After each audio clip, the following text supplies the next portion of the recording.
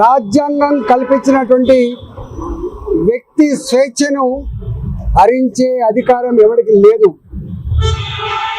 కేవలం anti social elements, దేశ ద్రోహుల మీద, టెర్రరిస్టుల మీద, ప్రజల ప్రాణాలను హరించేటువంటి దుర్మార్గుల మీద ఏ నిఘా అయితే ఇంటెలిజెన్స్ వ్యవస్థ పెట్టాలో వాళ్ళ మీద కాకుండా ప్రతిపక్ష పార్టీల నాయకుల మీద, నాయకుల కుటుంబ సభ్యుల మీద, నాయకుల పిఎస్లు, పిఏలు, పిఆర్ఓల మీద, చివరికి నాయకుల గన్మెన్ల మీద కూడా నిఘా పెట్టడమే కాకుండా, ఫోన్ ట్యాపింగ్ చేయడమే కాకుండా నాలాంటి వాడు ఏ క్షణంలో ఎక్కడ ఉన్నాడు, ఎవరితో మాట్లాడుతున్నాడు, ఏం చేస్తున్నాడు, ఇట్లాంటి నిఘా ఇవాళ కొత్తగా పెట్టలే.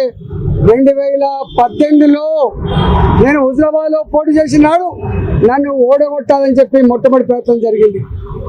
ఈనాడు ఇంకా గవర్నమెంట్లో ఉన్న 2021లో హుజరాబాద్ బై ఎలక్షన్స్ వస్తే 6 నెలల కాలం పాటు అక్కడ ఎన్నికల ప్రచారం జరిగితే పొద్దున్న సాయంత్రం నేను ఏ కార్యకర్తతో మాట్లాడుతున్నా, ఏ ప్రజలతో మాట్లాడుతున్నా, ఏం మాట్లాడుతున్నా ఇవన్నీ కూడా ట్యాప్ చేసి రాత్రి కల్లా వాళ్ళ ఇళ్ళలో పోయి బిడ్డ నువ్వు ఈటల ఆయనతో మాట్లాడినావు, ఇది మాట్లాడినావు, నువ్వు ఆయనకు కనుక సపోర్ట్ చేస్తే ఇగో నీకు నష్టం ఇది జరుగుతుంది, లేకపోతే నీకు ఇగో ప్రలోభం పెడతా అని చెప్పి డబ్బుల ఆశ చూపి, పదవుల ఆశ చూపి, అధికారంతో బెదిరించి ఇవాళ ఓడగొట్టేటువంటి దుర్మార్గంగా ప్రయత్నం చేసినట్టుగా ఇవాళ వందల ఎవిడెన్సెస్ ఇవాళ ఇక్కడ చూపించడం జరిగింది. మా నాయకుల మధ్య జరిగిన సంభాషణలు కూడా ఇవాళ కాల్ డేటాలో వాళ్ళు చూపించడం జరిగింది. 2023లో గజ్వేల్లో పోటీ చేసినప్పుడు కానీ, మళ్ళీ హుజరాబాద్లో పోటీ చేసినప్పుడు కానీ ఇదే దుర్మార్గమైనటువంటి పద్ధతి కొనసాగింది. మేము మునుగోడులో బై ఎలక్షన్స్ వచ్చినాడు ప్రతి క్షణం మేము ఎక్కడ పడుకున్నాం, ఎక్కడ తింటున్నాం, ఎవరితో మాట్లాడుతున్నాం, ఏం చెప్తున్నాం, ఇవన్నీ కూడా అంటే కేవలం దమ్ము లేనివాడు, ధైర్యం లేనివాడు, డైరెక్ట్గా యుద్ధం చేసేటువంటి సత్తా లేనివాడు ఇట్లాంటి దుర్మార్గాలు కొనికెడతాడు. ఇవన్నీ ఒకటే నేను డిమాండ్ చేస్తున్నా ఈ ప్రభుత్వానికి. ఇప్పటికే సంవత్సరాలు గడిచిపోయింది, మీరు అనేక కమిషన్లు వేసిండ్రు, ఇవాళ విద్యుత్ కొనుగోళ్ల మీద కమిషన్ వేసిండ్రు, ఏమైందో తెలియదు. ఇవాళ ఫోన్ ట్యాక్ మీద కమిషన్ వేసిండ్రు, సంవత్సరం అవుతుంది, ఏం చేస్తారో తెలియదు. ఇవాళ కాళేశ్వరం మీద కమిటీ వేసిండ్రు, ఇంతవరకు రిపోర్ట్ రాలే. నాకు అనిపిస్తోంది ప్రభుత్వానికి నిజాయితీ ఉందా లేదా. ఇవాళ బీఆర్ఎస్ బీజేపీ ఒకటని చెప్పి మాట్లాడేటువంటి రేవంత్ రెడ్డి గారు సమాధానం చెప్పవలసింది. ఇవాళ మీరు కనుక బీఆర్ఎస్ కాంగ్రెస్ పార్టీ కనుక లోపాయికారి ఒప్పందం లేకపోతే, లాలూచి పడకపోతే ఎందుకు తూతూ మంత్రంగా, ఎందుకు నత్త నడకన ఈ ఎంక్వైరీ జరుగుతూ ఉన్నాయి, ఎందుకు ఎంక్వైరీ రిపోర్ట్స్ బయట పెడతలేరు, ఎందుకు బాధ్యత మీద చర్య చేపడతలేరు, సమాధానం చెప్పాల్సిన బాధ్యత ఈ రాష్ట్ర ముఖ్యమంత్రి గారు ఉందని చెప్పి హెచ్చరిస్తాను. ఇవాళ ఎంత బాధ అవుతుందంటే ప్రభాకర్ రావు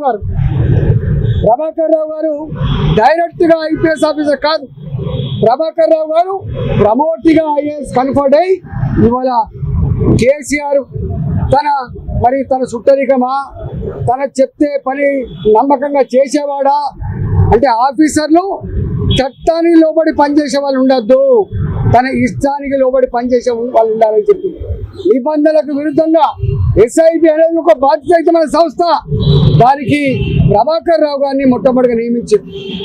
2020లో అనుకుంటా ఆయన రిటైర్డ్ అయ్యిండు.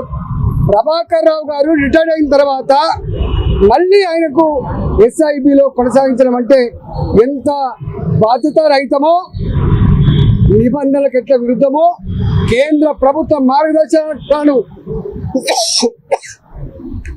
ఎట్లా తుంగలు తొక్కిందో ఇంతకంటే నిదర్శనం లేదు.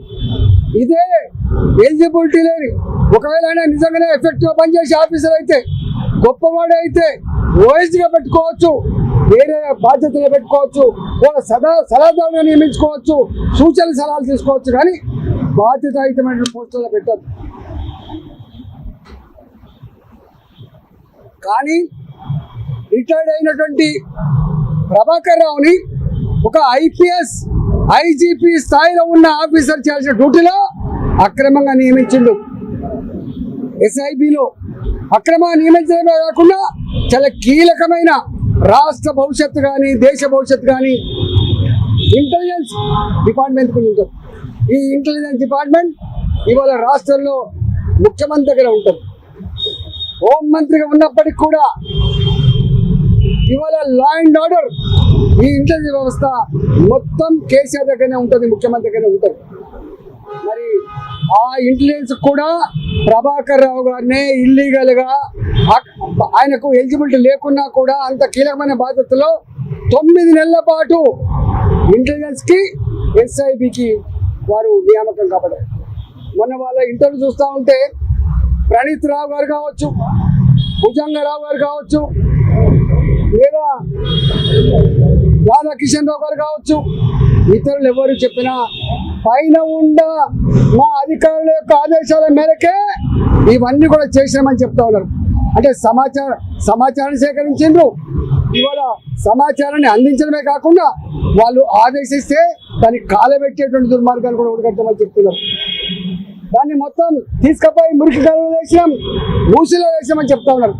స్వయంగా ప్రభాకర్ రావు గారు చెప్పిన మాట ఏంటంటే, నేను ఆదేశించినటువంటి వాళ్ళ ఫోన్ నంబర్లే కాకుండా ఇవాళ కింద ఉన్న వాళ్ళు ఇంతకుముందు చెప్పిన ప్రణీతిరావు గారు కావచ్చు, భుజంగరావు గారు కావచ్చు, రాధాకిషన్ రావు గారు కావచ్చు, ప్రైవేట్లో ఉన్న శ్రావణ్ కుమార్ రావు గారు కావచ్చు, వీళ్ళందరూ వేరే ఫోన్లను కూడా ట్యాప్ చేసిండ్రు. బిజినెస్ పీపుల్ ఒక ఫోన్ నంబర్లు కావచ్చు, సినిమా రంగంలో ఉన్న వాళ్ళు కావచ్చు, ఇవాళ అనేక వాళ్ళ ఈ ఫోన్ ట్యాప్ చేసి బాధ అనిపించే sad part of the democracy. ఒక రాష్ట్రానికి గవర్నర్గా ఉన్న ఇంద్రసేన్ రెడ్డి గారు ఫోన్ ట్యాప్ అయిందంటే ఈ రాష్ట్రంలో ఉన్నటువంటి ప్రజాస్వామ్యాన్ని కాపాడే, ప్రజాస్వామ్యాన్ని అమలు చేసేటువంటి జడ్జిల ఫోన్ ట్యాప్ చేయడం, స్వయంగా మంత్రుల ఫోన్లే ట్యాప్ చేయడం, ఎమ్మెల్యేల ఫోన్ ట్యాప్ చేయడం ఇవాళ ఎంత దుర్మార్గమైందో మనకు అర్థం కావాలి. చివరికి వాళ్ళ డిపార్ట్మెంట్లలో పనిచేసేటువంటి హెచ్ఓడీల ఫోన్ కూడా ట్యాప్ చేయడం, పోలీస్ అధికారుల యొక్క ఫోన్ కూడా ట్యాప్ చేయడం, ఇది ప్రజాస్వామ్యానికి పాతిరడానికి పరాకాష్ట. ఆనాడు 1975 ఇవాళ 50 సంవత్సరాలు అవుతుంది. ఆనాడు వ్యక్తుల స్వేచ్ఛను హరించి ప్రజాస్వామ్యాన్ని చెరబట్టి మొత్తం దేశాన్ని జైలుగా మార్చి ఆనాడు ఇందిరాగాంధీ 1975లో ఎమర్జెన్సీ చట్టాన్ని బట్టి వేల మంది మీద కేసులు పెట్టి వందల మందిని జైలు పాలు చేసి ఇవాళ కొంతమందిని అడ్రస్ లేకుండా సాగొట్టినటువంటి నల్ల చీకటి అధ్యాయాలు మళ్ళీ ఇవాళ ఈ రూపంలో కనబడతా ఉన్నాయి. నేను ఒకటే డిమాండ్ చేస్తా ఉన్నా, ఇవాళ 50 సంవత్సరాలు గడిచింది ఈ దేశంలో, ఎమర్జెన్సీని తీసుకొచ్చి 50 సంవత్సరాలు గడిచింది. ఇవాళ మనం గవర్నర్ల ఫోన్లు, జడ్జిల ఫోన్లు, స్వయంగా మంత్రుల ఫోన్లు, ఎమ్మెల్యేల ఫోన్లు, ఇవాళ బాధ్యతాయుతమైనటువంటి సంఘంలో పేరున్న వాళ్ళ ఫోన్లు ట్యాప్ చేసి వాళ్ళ బలహీనతల మీద దెబ్బ కొట్టి ఇవాళ అనేక రకాల అక్రమాలు, దుర్మార్గాలు జరిగినట్టుగా మనకు అర్థమవుతా ఉంది. కాబట్టి ఈ ఎంక్వైరీ అయితే ఉందో నత్తనడక జరగకుండా దీంట్లో ఎవరు ఆదేశాల మేరకు ప్రభాకర్ రావు గారు ఇలాంటి పని చేసిండు, ఇవాళ కింద ఉన్న అధికారులు ఎవరి ఆదేశాల మేరకు చేసిండ్రు, ఎందుకు కాలబెట్టాల్సి వచ్చింది, ఎందుకు మొత్తం చార్జ్ చేయాల్సి వచ్చింది, ఇవన్నిటి మీద సమగ్రమైన ఎంక్వైరీ జరగాలి. ప్రజాస్వామ్యం బతుకుండాలంటే, రాజ్యాంగం మీద ప్రజలకు విశ్వాసం కలగాలంటే, ఫండమెంటల్ రైట్స్ ఉండాలంటే తప్పకుండా ఇప్పుడు కనుక చర్య తీసుకుంటేనే ఈ దేశంలో ప్రజాస్వామ్యం వర్ధిల్లుతుంది.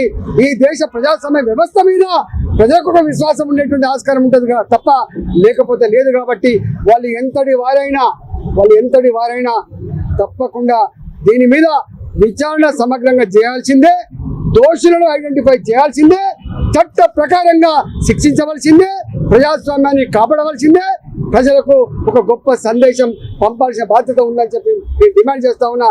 లేకపోతే ఈ ప్రభుత్వం కూడా ఇవాళ వాళ్ళతో కొలుడైనట్టుగా భావించవలసి ఉంటుందని చెప్పి ఇవాటి ప్రభుత్వాన్ని కూడా నేను హెచ్చరిస్తా ఉన్నా. మా భార్య నడిపే నుండి జమునా హ్యాచరీస్ ఫోన్ నంబర్లు కూడా మొత్తం ట్యాప్ చేసిండు టోటల్గా. మా వాళ్ళు బిజినెస్లో ఏ మెసేజ్ అయితే పంపుకుంటారో మేము ఏమైనా మెసేజ్ పంపుతామో అవన్నీ కూడా వాళ్ళ దగ్గర రికార్డ్ దొరికింది. మొత్తం ఆ చాట్ అంతా కూడా నాకు ఇచ్చింది. నేను అడిగింది ఇవన్నీ మీవేనా అంటే ఇవన్నీ కూడా మావే. ఇలా మా విక్రమ్ రెడ్డి గారు మా జిల్లా పార్టీ అధ్యక్షుడు, మా గిరివర్ధన్ రెడ్డి గారు మా పార్టీ నాయకులు, మా సతీష్ గారు మా పార్టీ నాయకులు, వేణుగోపాల్ రెడ్డి గారు మా పార్టీ నాయకులు, ఇవాళ మా సాయి గారు, అనేక మంది, కొన్ని వందల మంది. హుజరాబాద్లో 2021లో ప్రతి నిమిషం నిఘా పెట్టినట్టుగా ఇక్కడ రికార్డులు ఉన్నాయి. ఇవన్నీ కరెక్టేనా అని చెప్పి అడిగిండు. ఇవన్నీ కూడా కరెక్టే అని చెప్పొచ్చినాం మేము.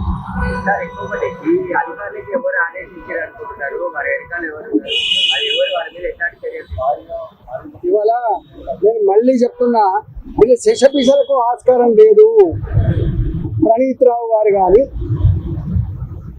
మీకు శ్రవణ్ కుమార్ కానీ, లేకపోతే రాధాకృష్ణరావు గారు కానీ, తిరుపతయ్య గారు కానీ, వీళ్ళందరూ కూడా చెప్పిన మాట ఏంటంటే మేము బాజాప్తా ప్రభాకర్ రావు గారి ఆదేశాల మేరకే ఫోన్ ట్యాప్ చేసాము. ప్రభాకర్ రావు గారి ఆదేశాల మేరకే ఈ సమాచారం అంతా కూడా సేకరించి ఇచ్చినాము. ప్రభాకర్ రావు గారు కూడా ఒక స్టేట్మెంట్ ఏమి ఇచ్చిందంటే, నా కింద ఉన్న అధికారులు కూడా నేను చెప్పే పనులను చేసిండు, చెప్పని వాడు కూడా చేసిండు అని చెప్పి, అంటే ఇంత మిస్యూజ్ చేసిండు. ఎవరి ఎవరి ఎవరి ఎవరి అండతో? తప్పకుండా ఈ డిపార్ట్మెంట్ ముఖ్యమంత్రి గారి కంట్రోల్లో ఉంటుంది. ఈ ఇంటెలిజెన్స్ వ్యవస్థ కానీ, ఎస్ఐబి కానీ, లా అండ్ ఆర్డర్ కానీ, ఇవన్నీ కంట్రోల్ ఉండేది ముఖ్యమంత్రి దగ్గర ఉంటుంది. ఏ పీరియడ్లో ఇవి ట్యాప్ చేయబడ్డావో, ఏ పీరియడ్లో ఈ సమాచారం సేకరించబడ్డదో అప్పుడు ముఖ్యమంత్రి గారు ఎవరుంటారు? కేసీఆర్ గారు ఉంటారు. ఇవాళ ముఖ్యమంత్రి గారికి తెలవాలి. ఇవాళ ముఖ్యమంత్రి గారు కిందనే ఉంటుంది ఇంటెలిజెన్స్ వ్యవస్థ, ముఖ్యమంత్రి గారి కిందనే ఉంటుంది ఇవాళ ఎస్ఐబి వ్యవస్థ. ఇవాళ ఈ ముఖ్యమంత్రి గారు చెప్పాలి.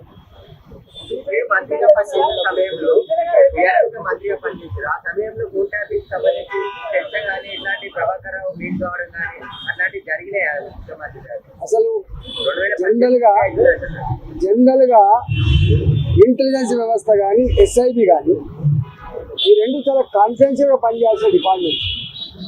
ఇవాళ ఈ రూపంలో వాటి చరిత్ర ఇంత మలైన అవుతుందని, బయటకు వస్తుందని చెప్పి ఎవరు ఊహించలేదు. అంటే ఎంత బాధ అవుతుందంటే, భార్యాభర్తలు నేను నా భార్య ఇద్దరం మాట్లాడుకునే సంభాషణ వింటుందంటే ఎంత నీచానికి ఒడిగట్టిండు వీళ్ళు, ఎంత నీచానికి ఒడిగట్టిండు. ఇక ఇంతకంటే దుర్మార్గం ఏముంటుంది? ఒకవేళ ఈ ప్రభుత్వానికి దమ్ము లేకపోతే, ఈ ప్రభుత్వానికి నిజాయితీ లేకపోతే మేమున్నాం. సిబిఐకి అప్పచెప్పండి. ఎక్కడ ఏం జరిగిందో, ఎవరు దీంట్లో బాధ్యులో, ఎవరు దోషులో, వాడు ఎంతటి వారైనా పనిష్మెంట్ చేయగలిగే సత్తా సిబిఐకి ఉందని చెప్పి మేము డిమాండ్ చేస్తున్నాం.